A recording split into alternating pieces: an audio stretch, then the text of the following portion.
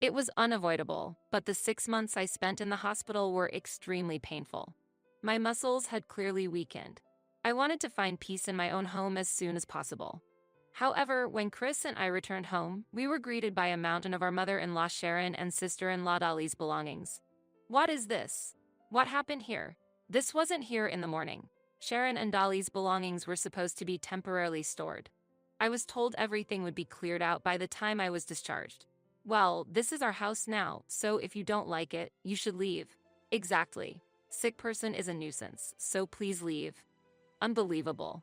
This wasn't the agreement, and this is mine and Chris's house. Seeing me stunned, Sharon and Dolly burst out laughing. We were both shocked and disappointed. I couldn't stand it anymore. I'm really sick of Sharon and Dolly's irresponsible actions. Chris seemed to feel the same way. It was evident on his face. We looked at each other and nodded. Let's leave this place. Yes, let's do that. I'm done with these unpleasant feelings. There's no need to put up with Sharon and Dolly's selfish behavior. Chris and I decided to go ahead with the plan we had been considering. I am Anita. I'm 31 years old and work for a company that manufactures surveying equipment. Chris and I married at 30 after 2 years of workplace romance. Both work and married life are going well, and I'm living fulfilling days. However, interactions with my mother-in-law Sharon and sister-in-law Dolly can sometimes be stressful. Both mother and daughter have very bad personalities. It's hard to believe that Chris is related to them by blood. Through Sharon and Dolly, I have experienced numerous hardships. Today, I plan to talk about various events from that period. After we got married, Chris and I were entrusted with managing a house from my maternal uncle. My uncle, who has no spouse or children and is elderly, lives in a facility. Since the house would be empty, we were advised to live there and eventually inherited it. The house is old but has many rooms, which was nice. The problem is that it's not far from Chris's parents' house. It's about a 30-minute drive. Because it's relatively close within the same city, we started being called to his parents' house every weekend. Initially, I thought that was natural, a kind of rite of passage. I thought it was just treated as a family event and that we would eventually be left alone. However, the reality was different. Mother-in-law Sharon began to use me as her legs and purse, regularly calling me out every holiday. I'm sorry, Anita, but my back hurts and I can't move freely. Yes, that's fine. What else could I have answered? There was a need to go to the hospital. Shopping at the supermarket was also necessary. I forgot my wallet. It's a financially tight month. She used those excuses to exploit me. I drove the car as instructed and prepaid at various stores as requested. Gradually, Sharon began to take my efforts for granted and became increasingly arrogant. Whenever I slightly object or resist, she acts as if she is the victim. Why do you look so dissatisfied? It's just a little call. You are a daughter-in-law, it's natural for you to serve your mother-in-law. You understood that when you got married, didn't you? I told you I had plans this week. It's unfair to call me despite that. If you don't like it, you should refuse. Since you came, it couldn't have been that important, right? Even if we are not related by blood, you should prioritize your parents. Gradually, Sharon lost her restraint towards me and started to use me for house cleaning and preparing lunch. She also ordered me to replace the sliding doors, weed the garden, and clean the gutters. Although Sharon complains of back pain, its authenticity is uncertain. I wouldn't have been surprised if it was just an excuse to exploit me. There is a particularly memorable interaction with Sharon. It's about the time we found a bug in the kitchen. Not just me, Sharon also detested that bug immensely. Upon seeing it, she would scream like a child and move about 33 feet away. The same reaction occurred that day. When I exclaimed, a bug? Sharon screamed and fled the kitchen. Deal with it quickly. Get rid of it. Unbelievable. It's Anita's fault. At my fault? How does that make sense? Because it is. It's because Anita hasn't cleaned the kitchen properly. That's why the bug appeared. Deal with it quickly. Don't bring it here. I couldn't help but sigh. Isn't she responsible at all who lives here regularly? Blaming me, who is only here on weekends, is just putting herself above reproach. Not only Sharon, but my sister-in-law Dolly, who lives with her, is terrible too.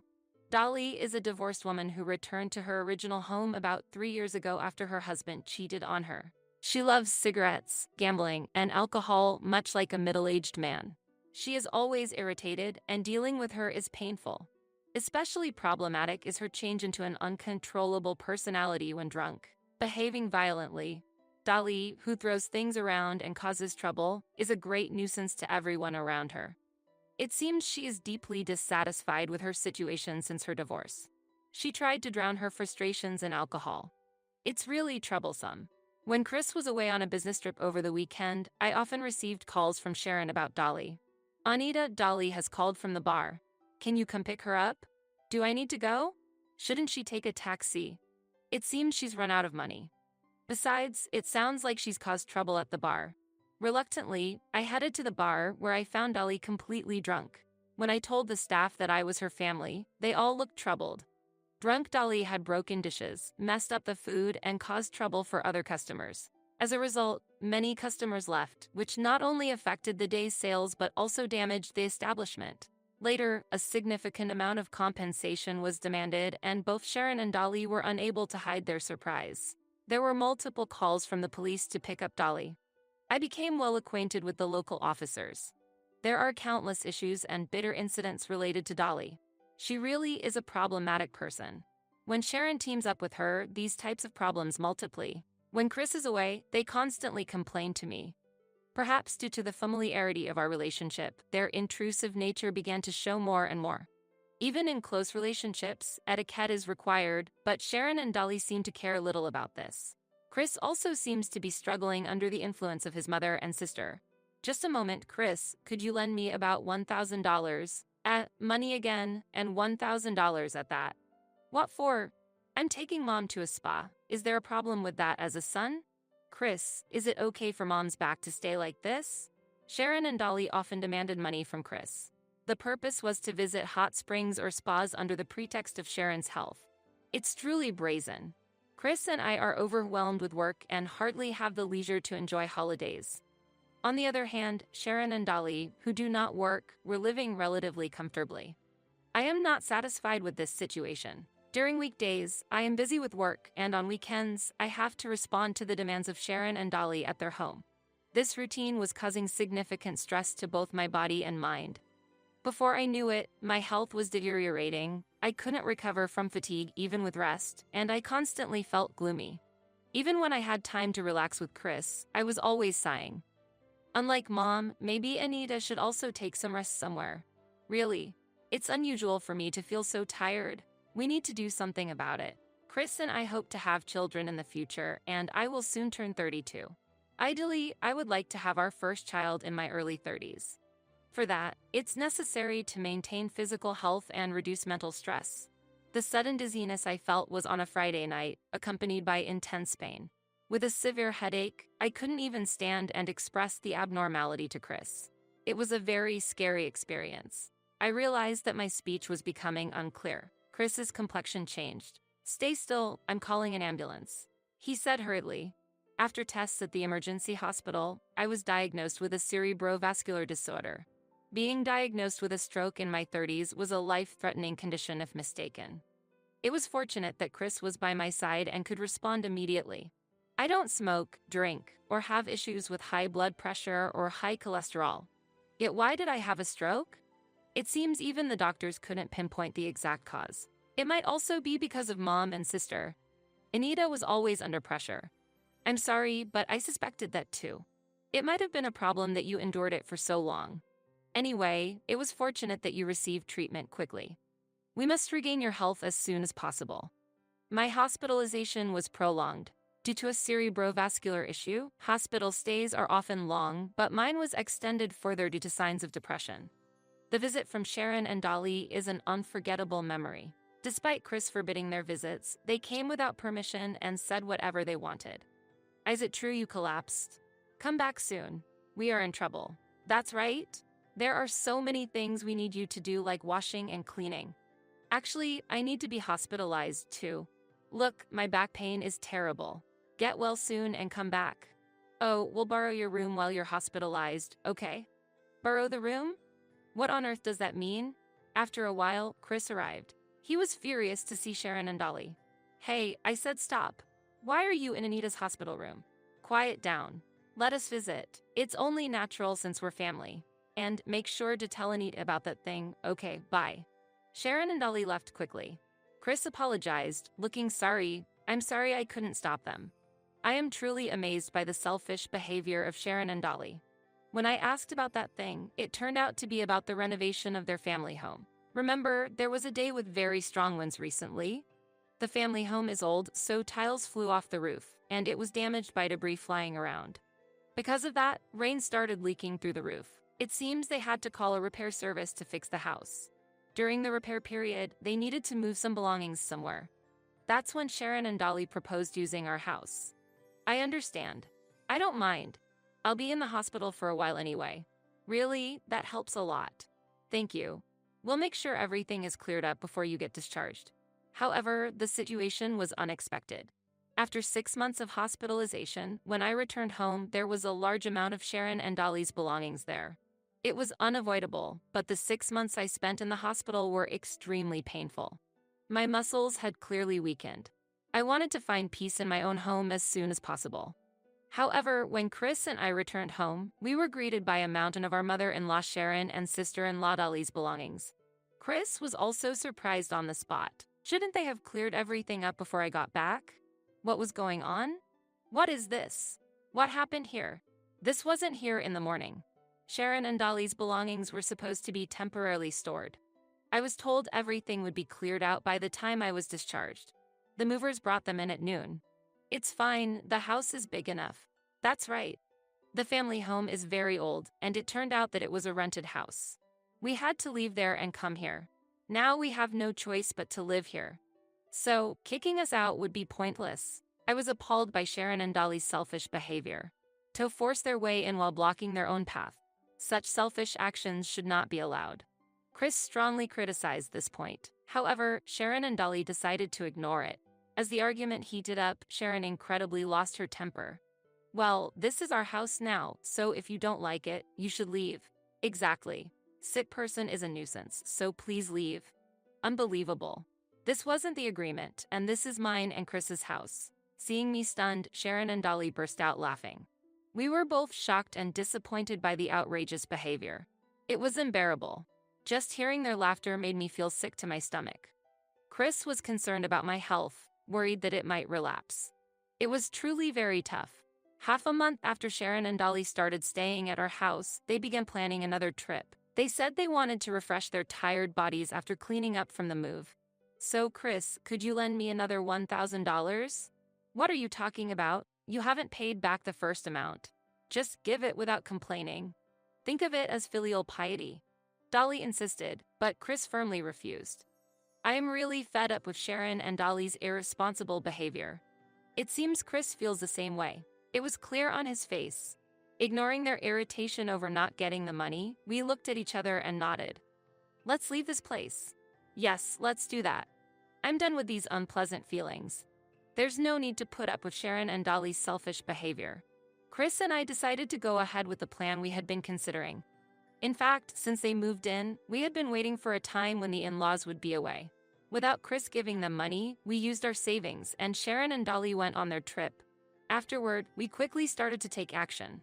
We organized the belongings, instructed the movers, and then contacted a real estate agent to decide to part with our beloved home.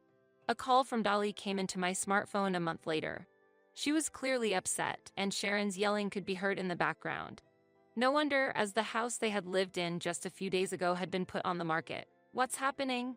Explain. Why can't we get into the house? Where are our belongings? Explain properly.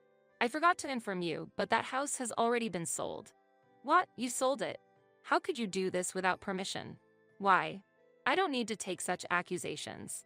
The house was registered in my name. What I do with it is my choice. What can they say after they force their way in? Neither Chris nor I ever intended to concede anything to Sharon or Dolly. I'm sorry, but aren't you the ones who created this situation, Sharon and Dolly? I did not want to sell that house. Wait, what do you mean by that? Are you saying this is our fault? Yes, exactly. The stress from you two might have contributed to my illness. Isn't it natural to want to distance ourselves? That's ridiculous. Don't bring up your illness. Can anyone truly claim that they are completely unrelated? Indeed, I was suffering because of Sharon and Dolly's actions. Dolly was still yelling on the phone. Tell me where you put the belongings, quickly. The room is empty. Our belongings should be there. Where did they go? Tell me. I won't hesitate to sue. Don't worry, your belongings are safely stored in a warehouse. Do you want them back? Of course. What are you thinking? If so, there is one condition. Please do not interfere with us anymore. If you promise not to be involved with us anymore, I will tell you where the belongings are. I have no intention of responding to any more calls or demands for money. From now on, I want to live my life in a different place with as little involvement as possible. At that proposal, Sharon, who was talking on the phone, laughed mockingly. That's absurd. I am your mother-in-law. Such ties cannot just be cut. I want to cut off the tie that supposedly cannot be cut. After that, Chris took over the phone. It seems he too had a lot to say to his mother and sister. With an unusually stern expression, he voiced his determination. Mom and sister, you went too far. You lied to me and forced the move. I've been angry since that day. I don't even want to see your faces anymore. Wait, Chris, there's no need to be so angry. What are you talking about, Chris? You're the younger brother, don't get cheeky. Don't get ahead of yourself. You're unemployed and divorced. Who do you think paid for this trip? I'm not giving you any more money.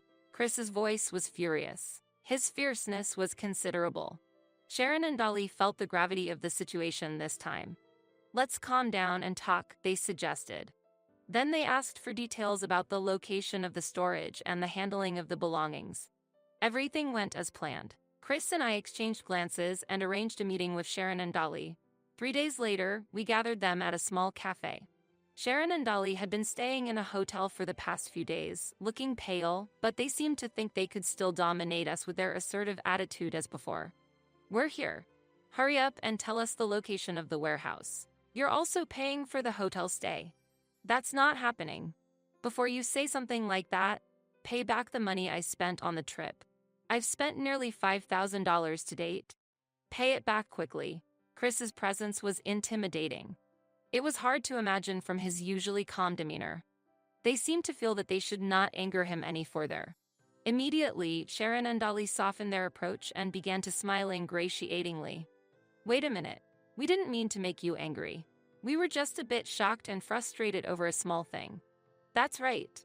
Let's talk more calmly. Don't say you want to cut ties. No, that's unacceptable. Our future as a couple is at stake. We will take this opportunity to sever ties with you. What are you saying? How can you speak to your parents like that? Chris had a stern look, but it wasn't in his nature to say such things. The problem lies with Sharon and Dolly, who have forced him to make this decision. Their actions necessitated such a drastic decision. I took over from Chris and reiterated the specific conditions to Sharon and Dolly. As we discussed before, please do not contact us or ask for money. If you can abide by this, we can tell you where the storage is. The cost of using the storage is your responsibility. Also, don't forget to repay the travel expenses. What are you saying? Don't make impossible demands. We don't have that kind of money. Do you really understand? Both my mother and I don't have jobs. Why are they so shameless? Are Sharon and Dolly truly without shame? If I were in their position, I could never speak like that. Chris was also taken aback by their unreasonable statements. There was no longer any anger in his eyes. Enough. Can you really say such things without a second thought? You really are like parasites. Become more independent, stop relying on us, and learn to support yourselves. Children normally rely on their parents for support. What do you mean by calling us parasites? Indeed, parental support is natural, and I have been doing that for years. However, there is a limit.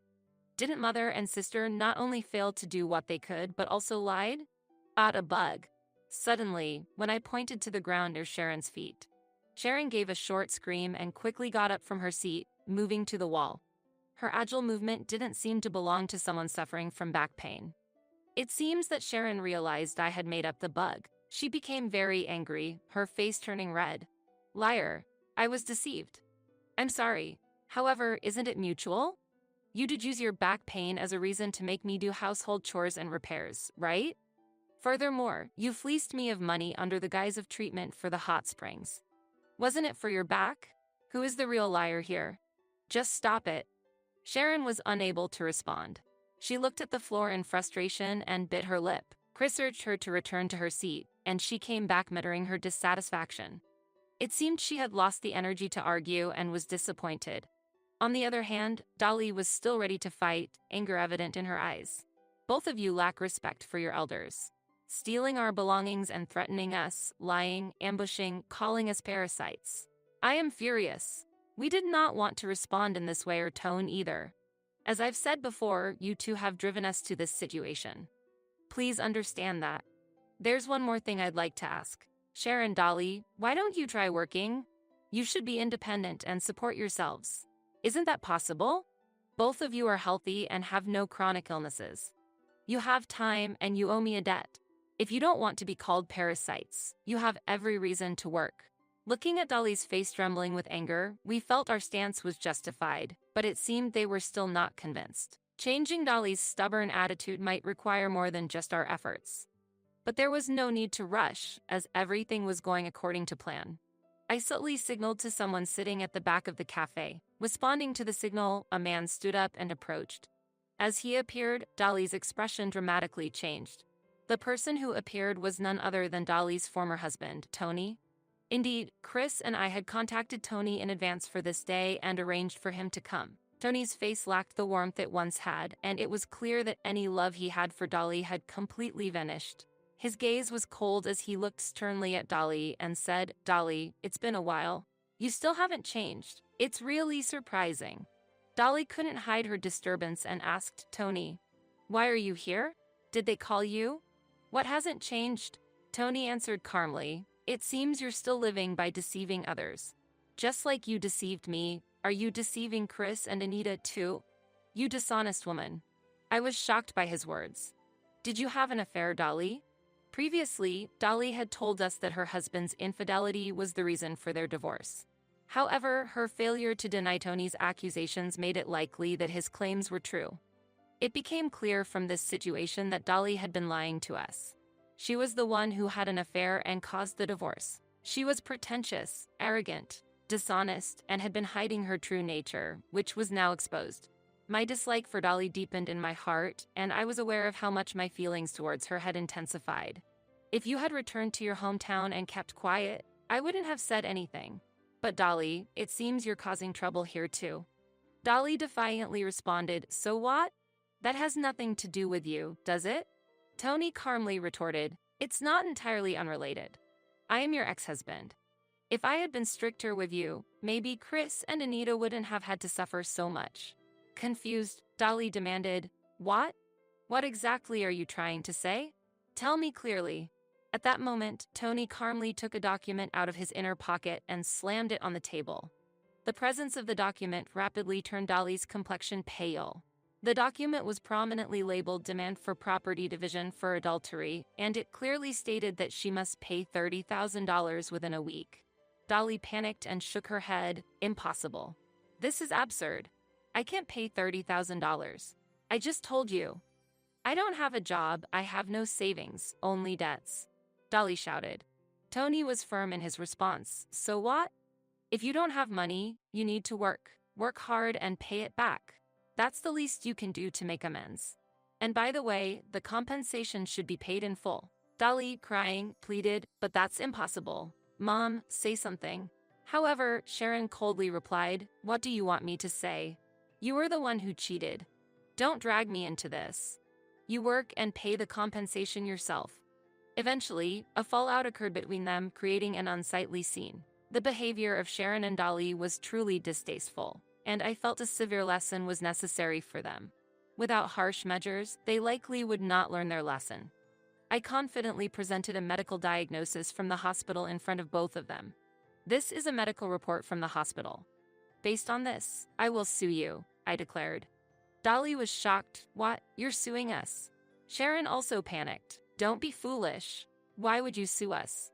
I calmly answered, "As I mentioned before, the illness I developed may have been caused by the stress from both of you. This constitutes assault." When I specified the possible charge, Sharon and Dolly were even more shocked. Hearing that the statutory penalty for the crime could be up to 15 years in prison or a fine of up to $5,000, they began to feel real fear. Knowing the possibility of a lawsuit, they couldn't hide their disturbance. Their previous confidence vanished, and they began to tremble. In a situation where they had completely lost the will to resist or justify further, standing there with dejected expressions, I unfolded another document in front of Sharon and Dolly. At that moment, surprise and confusion mingled between them. "What is this?" Sharon asked. I began to explain in a calm tone. "This is a pledge I have prepared. You and Dolly need to abide by the commitments listed here. If there is a violation, be prepared that I won't hesitate to take legal action." The pledge contained a wide range of clauses. The pledge included not summoning me to serve them like a servant, not demanding money from my husband no matter how financially troubled they were, earning their own living by working, and repaying the money they had borrowed. Additionally, the document reminded Dolly to not forget to pay the full amount of alimony to her ex-husband, Tony. After quietly reading the entire document, Sharon and Dolly, with tears in their eyes and shaking their heads, protested, "You are cruel. It's impossible to keep such promises. Paying the alimony in full is impossible. I would have to take on more debt. It doesn't matter if you have to go into debt. Then, working diligently to pay it back is the minimum obligation required of you. You have been playing around for too long. Why not think about working seriously from now on?" Sharon and Dolly gave up all resistance to our stern words and could only hang their heads in defeat. Seeing them like this, I finally felt a sense of relief. Later, it seemed Sharon and Dolly took various jobs. They registered with an agency that introduces temporary work, such as building cleaning staff, construction site guides, and logistics center workers. They might be unable to secure regular jobs because they cannot pass interviews, especially since Sharon is 65 years old, which is understandably a factor. Dolly also appears to be a difficult woman to manage, which is why many companies might hesitate to hire them. They are likely to continue with sporadic temporary jobs and live day-to-day. Sharon and Dolly paid off their debts and the money they had borrowed, including alimony, by taking loans. But since these loans came from loan sharks, a delay in payments could lead to serious issues. Their desperate work situation is understandable. Once, I saw Dolly working in the city. She was struggling to make ends meet. She was dressed in a uniform, wearing a helmet, and was directing traffic at a construction site. When our eyes met, she turned away in embarrassment. She should have been more assertive, but she behaved oddly. I also saw Sharon doing a part-time job stocking shelves in a supermarket. She was clearly being scolded by a younger colleague and looked very displeased. Given their coy character, it is likely that they will face problems eventually. They might struggle with workplace relationships, be forced to quit their jobs, and end up searching for new employment. I hope that Sharon and Dolly will regret their actions as they move from job to job. That is what I expect from them now. Since then, Chris and I have continued to live a simple yet happy life. We are no longer troubled by Sharon or Dolly, and we have regained our physical and mental health. As a result, we were eventually blessed with our long-awaited first child. Currently, I am on maternity leave, spending peaceful days with my baby in my belly. The baby is a girl. My goal is to raise her to be a fully fledged woman. In the process, there will be opportunities to talk about Sharon and Dolly. This is to teach her not to become like them. There have been tough times, but from now on, I plan to spend happy days with Chris and our child.